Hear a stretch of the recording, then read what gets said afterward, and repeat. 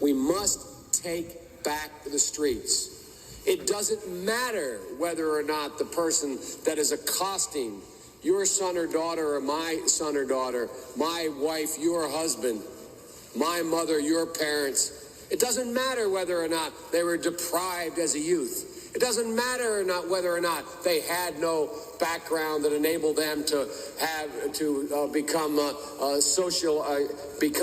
socialized into the fabric of society. It doesn't matter whether or not they're the victims of society. The end result is they're about to knock my mother on the head with a lead pipe, shoot my sister, beat up my wife, take on my sons.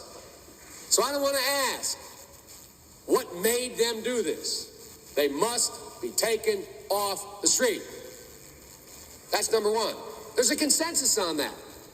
The Democratic chairman of the Judiciary Committee, the Democratic president of the United States of America, the Democratic attorney general, the Republican leader of this effort, Senator Hatch, the Republican senator from Texas. We all agree on that. Now, we can find some fringe folks in the study groups on the right wing and left wing, libertarians and left-wingers in my party who say, no, that's not what we should do.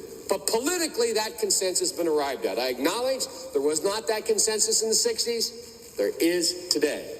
There's a second thing that we all have agreed upon, and that is unless we do something about that cadre of young people, tens of thousands of them, born out of wedlock, without parents, without supervision, without any structure, without any conscience developing, because they literally, I yield myself 3 more minutes, because they literally have not been socialized. They literally have not had an opportunity. We should focus on them now, not out of a liberal instinct for love, brother, and humanity, although I think that's a good instinct, but for simple, pragmatic reasons. If we don't, they will, or a portion of them will, become the predators 15 years from now.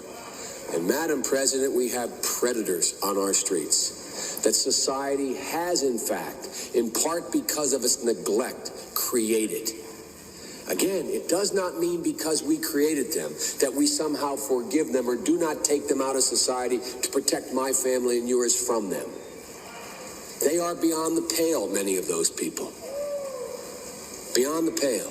And it's a sad commentary on society. We have no choice but to take them out of society. And the truth is, we don't very well know how to rehabilitate them at that point. That's the sad truth. You're looking